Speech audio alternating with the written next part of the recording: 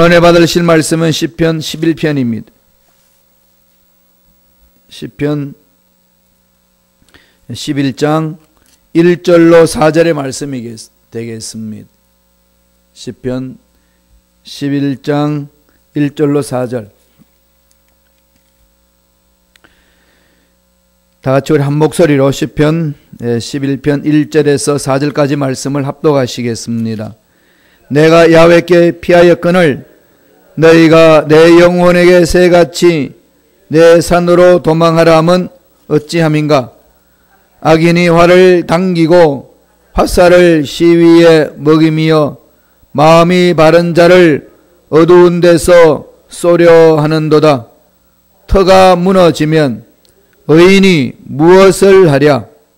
야훼께서는 그의 성전에 계시고 야훼의 보좌는 하늘에 있으며 그의 눈이 인생을 통촉하시고 그의 안목이 그들을 감찰하시도다. 아멘. 이 말씀으로 터가 무너지면이라는 제목으로 연의 말씀을 나누겠습니다. 시편 11편은 역시 다윗이 기록한 시입니다.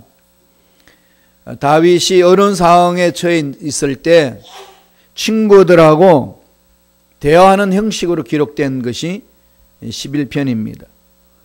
특별히 11편 3절에 11장 3절에 귀한 말씀이 나옵니다.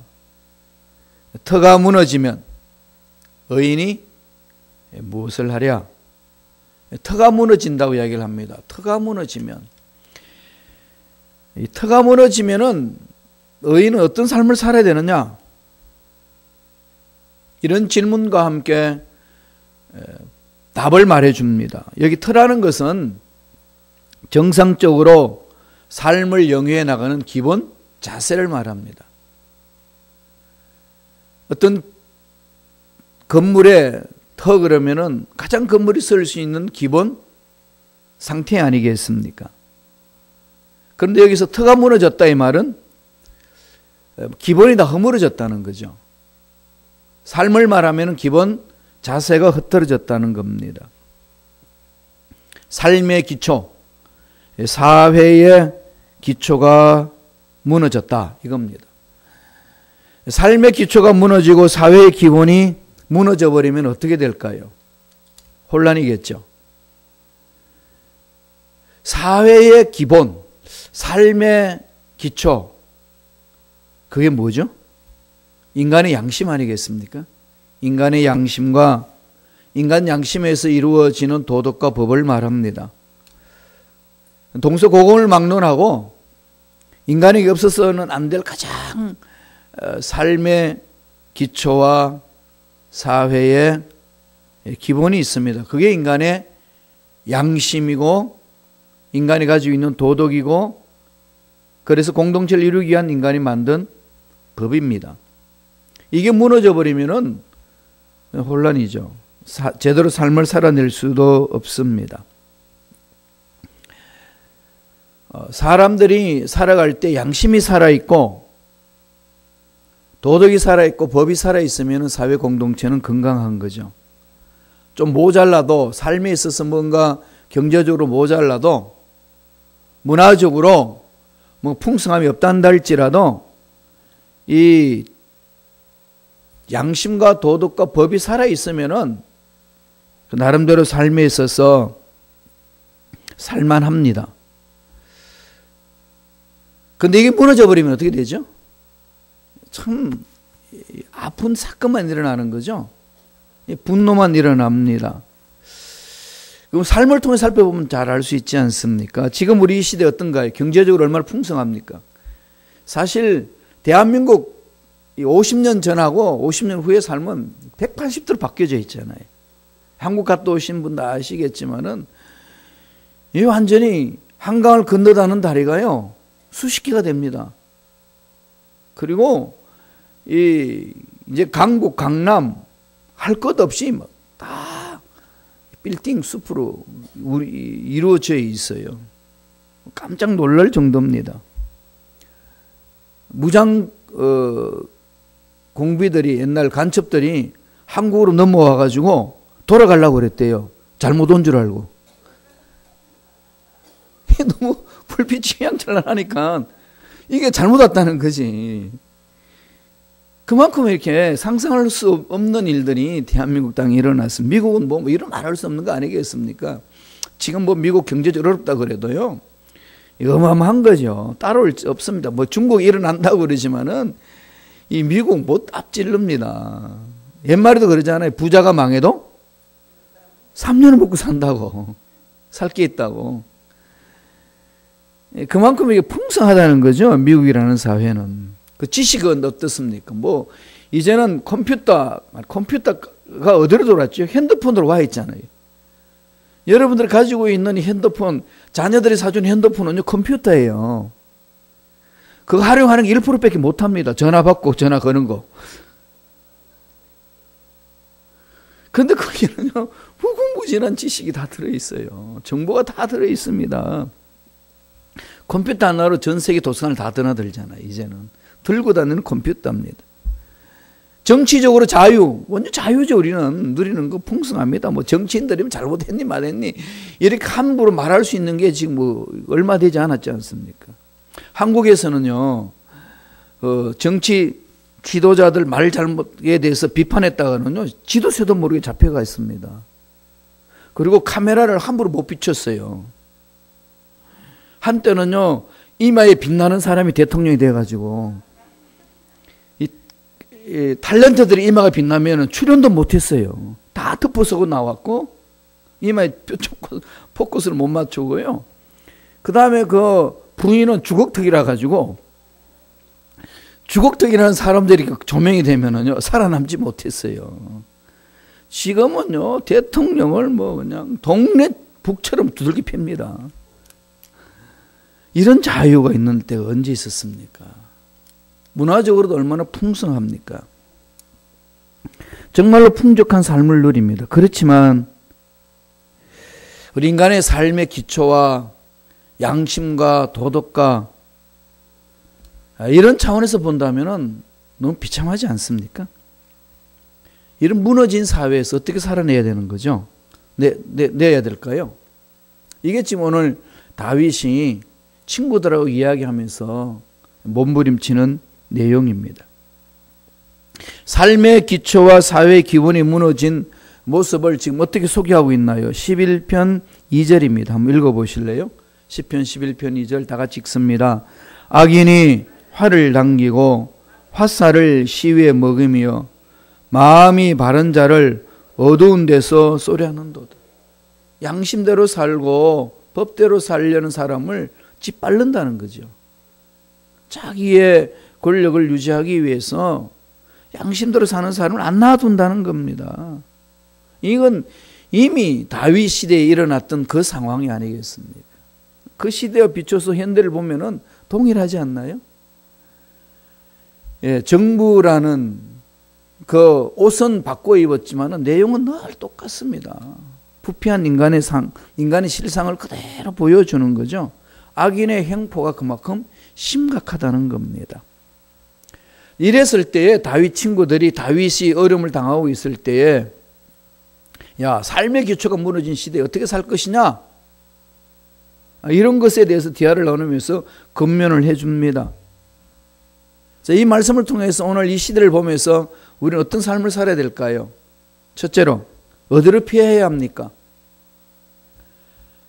어디를 피해야 될까요? 1절을 보지요. 1절에 그렇게 말해줍니다. 다 같이 읽겠습니다. 내가 야훼께 피하였거늘 너희가 내 영혼에게 새같이 내 산으로 도망하라 하면 어찌함이냐?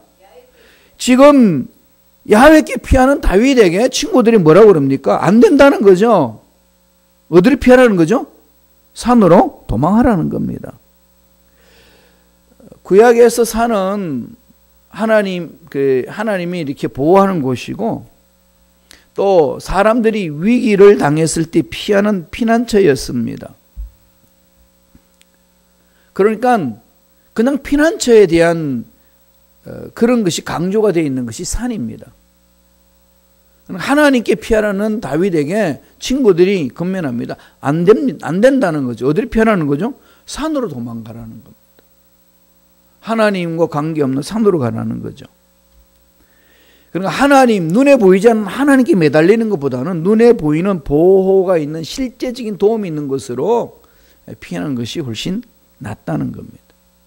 이렇게 말하는 친구들의 권고에 대해서, 그렇게 권고하는 친구들에 대해서 다윗은 뭘 택하죠? 친구들의 권고를 거절합니다.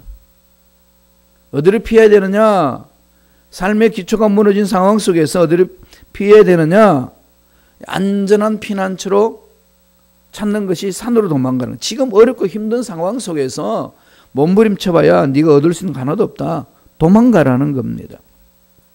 그런데 다윗은 하나님이 참 보호자다, 확신을 갖고 있는 거죠.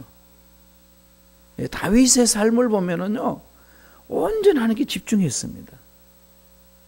온전히 하나님께 집중해서 나아가지 않습니까? 목동 시절 때도 자기가 맡겨준 일에 목숨 걸고 양을 지켜냈습니다. 골리앗이 이스라엘 백성들을 괴롭히고 하나님을 모독할 때에, 청소년 시절 때에 그냥 골리앗을 향해 달려갑니다. 이유는 딱 한 가지였어요. 자기에게 능력이 있다 없다가 아니라 하나님을 모독하는 그를 두서는 안 된다는 겁니다. 그만큼 다윗은 하나님께 집중하는 삶이었습니다.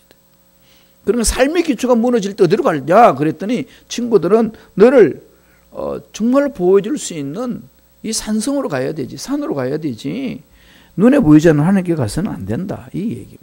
이스라엘 백성 역사를 쭉 살펴보면은 이런 일들이 비일비재했습니다. 그래서 이스라엘 역사를 기록하고 있는 열왕기상하나 역대상하를 바라보면은 하나님 앞에 올바로 서 있는 사람들은 다 다윗이 찾았던 하나님 앞으로 가는 자의 삶이라고 했습니다. 하나님 올바로 쓰임받는 왕들의 삶은 다윗의 길을 간 사람들이고, 하나님 앞에 올바로 쓰임을 받지 못한 사람들은 다 여로보암의 길로 갔다라고 그렇게 평합니다. 여로보암은 뭐죠? 하나님 대적한 무리 아닙니까? 예루살렘 성전으로 예배를 드리러 가는 자들을 막기 위해서 북쪽 이스라엘을 만들어서 사마리아의 수도를 정하고 단과 베델에 거기 하나님을 섬길 수 있는 제단을 만듭니다. 예루살렘과 동일하다는 거죠. 예루살렘 안 내려가도 여기에서 예배를 드릴 수 있다는 겁니다. 그렇게 정치적으로 이용을 합니다. 그래서 그렇게 이용을 하고 그렇게 강조했던 여로보암의 그 전통을 이어받기 위해서 북쪽 이스라엘의 왕들은 여로보암 길로 갔습니다. 그런데 하나님이 평가하기를 하나님 앞에 쓰임받는 하나님의 종들은 다윗의 길로 갔다고 평하고, 하나님 앞에 쓰임받지 못하고 버림을 받은 왕들은 다 여로보암의 길로 갔더라 그랬습니다. 오늘 신앙생활하는 저와 여러분도 마찬가지입니다. 지금 다윗 친구들이 건면하고 있는 그 길을 따를 것이냐, 아니면 다윗 길을 따를 것이냐, 양자 선택이라는 거죠. 올바른 신앙생활을 한다는 것은 철저하게 하나님을 신뢰한다는 겁니다. 하나님 앞에 모든 것을 내려놓고 하나님에 매달리는 삶이라고 그러는 거죠. 그런데 이스라엘 백성들이 그 이후의 삶을 바라보면은 전능하신 하나님을 찾기보다는 애굽을 찾아가고 바벨론을 찾아가고 아수르를 찾습니다. 뭔가 문제가 있고 나라에 위기가 있으면은 자기를 도와줄 수 있는 나라는 오히려 아수르라는 거죠. 바벨론이라는 겁니다. 애굽이라는 겁니다. 그랬을 때 어떻게 했나요? 자기들이 믿었던 바벨론, 아수르, 애굽은 하나님이 그 자리에서 그냥 심판해 버렸습니다. 오히려 이방 나라를 의지했던 이스라엘 나라가 위기를 당하고 어려움을 당하는 것들 얼마나 많습니까? 결국은 아수르한테 멸망받고 결국은 바벨론한테 다 멸망을 받지 않습니까? 하나님을 의지하지 못했던 이스라엘 나라의 특징이 그렇습니다. 물론 시대적으로 어쩔 수 없지 않느냐 핑계댈 수 있습니다. 그리고 혼자 힘으로는 도저히 살 수 없지 않느냐 말할 수 있습니다. 그럼 다윗 친구들도 그러는 거죠. 새같이 산으로 도망가라. 이 시대에 무너지는데 이것 가지고 한번 살려보겠다 몸부림치지 말고 잘못된 시대를 바라보면서 속상해하지 말고 아예 멀리 떠나라는 겁니다. 교회 공동체 뭐 그 신경 쓰냐, 매일 그냥 싸움박질하고 서로 그냥 물고 뜯고 난리치는데 그건 뭐 세워보겠다고 무슨 고통당하고 있냐, 네 힘으로 어떻게 하겠냐. 차라리 도망가라, 피해버리라. 동일한 겁니다. 1절 다시 한번 볼까요? 뭐라고 그럽니까? 내가 야훼께 피하였거늘 뭐라고 그러죠? 너희가 내 영혼에게 새같이 내 산으로 도망하라 하면 어찌함이냐. 다윗은 살고 있는 시대 엉망진창이고 뒤 흔들렸습니다. 다 안다는 거죠. 그렇지만은 내가 피할 수 있는 길은 하나님밖에 없다. 이 시대에 여러 가지 어려운 상황이 있을 때, 사업의 어려움, 직장의 어려움, 가정의 어려움, 자녀들의 어려움, 교회의 어려움이 있을 때 우리가 선택할 수 있는 길은 오늘 시편 11편에서 강조해 줍니다. 하나님만 의지하라. 하나님이 의지하는 자를 버리지 아니하신다. 결론 내려주잖아요. 흔들릴 필요 없습니다. 하나님 살아계시는 거죠. 그래서 하나님께 피하라. 어디를 피할까요? 하나님께 피하라는 거죠. 그럼 두 번째 질문이 생깁니다. 왜 하나님께 피해야 되나요? 왜? 어떻게 하나님이 안전하게 보호하시는지를 말씀을 통해서 가르쳐 줍니다. 11편 4절이에요. 한번 읽어보실래요? 다 같이? 한 목소리 읽겠습니다. 야훼께서는 그의 성전에 계시고 야훼의 보좌는 하늘에 있으며 그의 눈이 인생을 통촉하시고 그의 안목이 그들을 감찰하시는도다. 하나님께 피하는 이유 딱 한마디로 결론 내려주죠. 만물을 다스리시는 분이다. 교회가 힘들고 흔들리고 예수 믿는 사람들도 넘어지고 주의 종들도 넘어지고 엉망진창 되는 그런 상황이 있단다 할지라도 하나님은 죽지 않으셨다. 여기 우리는 용기 있는 거 아니겠어요? 지금 다 이야기해 보면 전도도 안 되고 목회도 힘들고 선교하기도 힘들고 경제생활하기도 힘들고 애들도 마음 놓고 내보내서 살 수 있도록 만드는 게 너무 힘든 세상이다. 이구동성으로 그렇게 말합니다. 어떻게 해야 될 것이냐는 거죠. 하나님께 피해야 되는데 왜 그래야 되죠? 하나님 죽지 않았다는 겁니다. 그거 아셔야 돼요. 아무리 힘들고 아무리 어려워도 하나님이 살아계시잖아요. 하나님이 죽으면 끝난 거잖아요. 하나님은 죽는 법이 없습니다. 영원토록 동일하신 분이셔요. 어제나 오늘이나 영원토록 동일하시느니라. 그 하나님께 매달리는 거죠. 환경이 어렵기 때문에 이럴 수밖에 없다라는 것은 핑계거리입니다. 어려운 상황에 있으면 모든 사람이 도망가고 싶잖아요. 그죠? 다 팽개치고. 그럴 때에 하나님이 메시지를 던져주십니다. 하나님 살아계신다. 어렵다고 도망갈 궁리하지 마라. 안 된다고 안 되는 것을 찾지 말고 살아계신 하나님 앞에 안 되는 상황 속에서 되는 길을 찾아라. 이걸 말씀하잖아요. 그러니까 어떤 상황에 놓여 있어도요, 하나님 살아계심을 늘 바라보셔야 됩니다. 그분 우주 만물을 창조하신 분입니다. 세상 의술로 진단해서 내 몸에 더 이상 세상 의술을 고칠 수 없다는 진단이 내려져도 하나님은 살아계십니다. 그러니까 나를 창조하신 그분을 바라보는 거죠.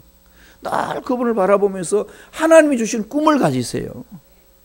하나님이 주신 꿈을 갖고 날마다 하나님이 할 수 있다는 생각을 가지고 그렇게 될 줄로 믿습니다. 믿음을 가지고 입술로 선포하는 거죠. 그렇게 될지어다. 직장 딱 들어가서도요, 하나님이 주신 꿈을 딱 품으시고 날마다 생각해서 이루신다는 거. 믿으세요. 그리고 선포하세요. 교회 오실 때마다 한숨으로 오셨다가도 내가 이 자리에 앉는 순간에 하나님의 기적이 임할 줄로 믿습니다. 복이 임할지어다. 직장 가서도 그렇고요, 가정에 들어가서도 그렇고 사업장에 가서도 그러세요. 자꾸 선포하세요. 믿음을 갖고. 하나님이 우리한테 주시는 메시지입니다. 4절에 뭐라고 그럽니까? 그의 눈이 인생을 통촉하시고 그의 안목이 그들을 감찰하시는도다. 하나님 우리 인생 어려운 거 다 알고 계신다는 거죠. 통촉하시고 그의 안목이 그들을 감찰하신다. 감찰한다는 게 뭐죠? 시험하고 분석하는 거죠. 정확하게 시험하고 분석합니다. 주도 면밀하게 살펴주시는 거죠. 눈동자처럼 지켜주십니다. 어떤 일을 당하고 있는지, 어떤 어려움을 겪고 있는지, 어떤 문제 속에 있는지 감찰하신 하나님, 우리 믿음 속에 임재해 계십니다. 믿습니까? 예, 여기에 우리는 담대함이 있다는 거죠. 자꾸 이 하나님 말씀을 자꾸 생각하셔야 돼요. 사람 인생은 생각하는 대로 됩니다. 그리고 하나님 말씀하셨잖아요. 너희 말이 내 귀에 들리는 대로 내가 행하리라. 이걸 믿으시면 말을 함부로 하실 수 있었을까요? 자꾸 훈련하셔야 돼요. 이게 한두 번 생각해서는 안 되지 않습니까? 그러니까 날마다 하나님이 주시는 말씀을 꿈꾸고 하나님이 주시는 꿈을 꾸고 날마다 말씀을 생각하고 날마다 약속의 말씀이 이루어질 줄로 믿습니다. 믿고 그럼 어떻게 해야 되죠? 그렇게 입술로 선포하셔야 돼요. 이렇게 주셔야 될 줄로 믿습니다. 가가지고 문제 앞에 가게 되면은 안 되네 이 말만 하니까 하나님 뭐라고 그랬어요? 안 된다고 말하냐 네가?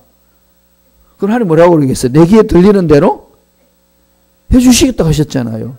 안 되게 해줄게. 이러실래요? 이런 걸 들으실래요?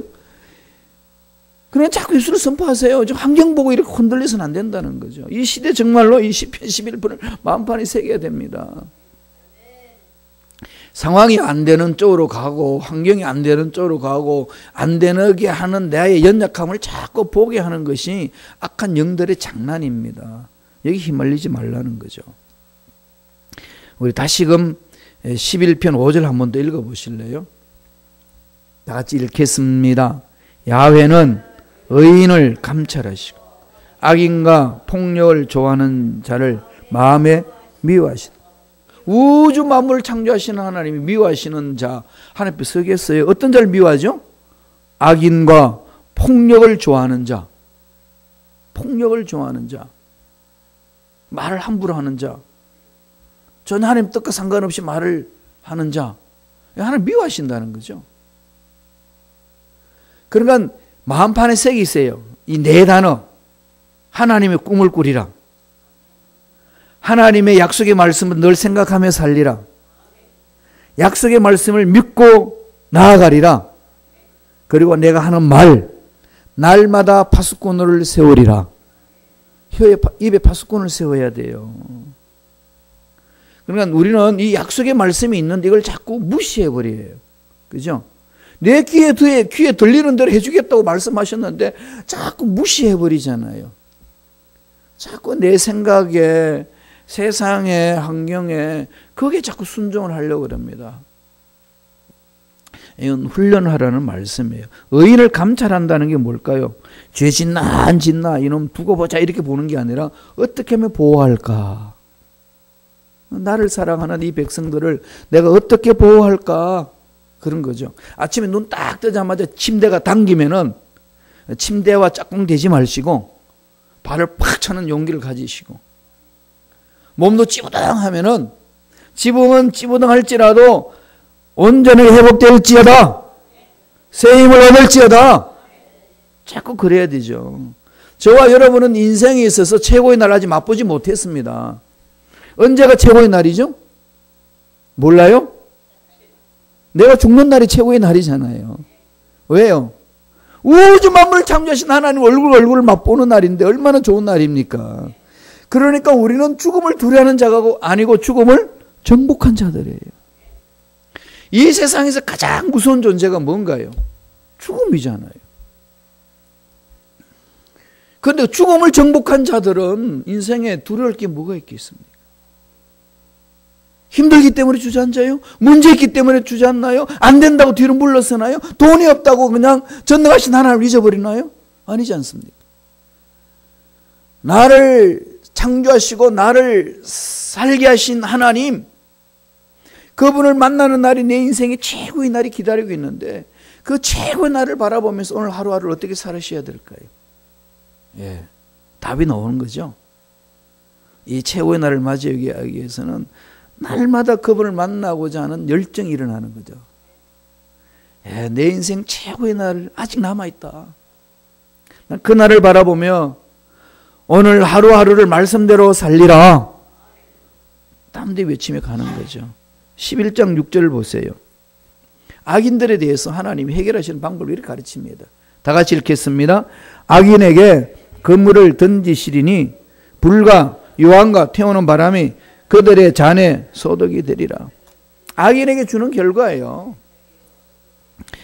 악인은 새를 겨냥하는 사냥꾼처럼 묘사되었지만 여기서는 악인들이 사냥감이 됩니다. 불과 유황과 태우는 바람. 불과 유황과 태우는 바람. 어디 성경이 어느 지역이 생각나나요? 소돔과 고모라 땅 연상되지 않습니까? 그러면 악인들은 이렇게 하나님 해결하신다는 거죠. 그러니까 우리가 세상의 기초가 무너지고 날 엉망진창이 될 때에 우리가 피하는 자리는 하나님 자리밖에 없다는 거죠. 왜 그렇게 돼야 된다? 그 자리로 가야 되는 거죠? 하나님이 문제를 해결해 주시니까. 세상은 문제투성이고요. 하나님은 답을 가지고 계십니다. 내 인생의 문제가 투성이지만 하나님은 답을 가지고 계십니다. 이미 세상은 문제투성이에요. 아무리 우리가 세상을 아름답게 만들려고 해도 문제투성입니다. 그건 세상이에요. 그런 세상에 우리를 하나님 던져주셨어요. 그러면은 그런 세상에 하나님 사랑하는 자녀들을 어떻게 보호하실까요? 전능하신 하나님 붙들어 주시는 거예요. 눈동자처럼. 그래서 그분 바라보고 가는 겁니다.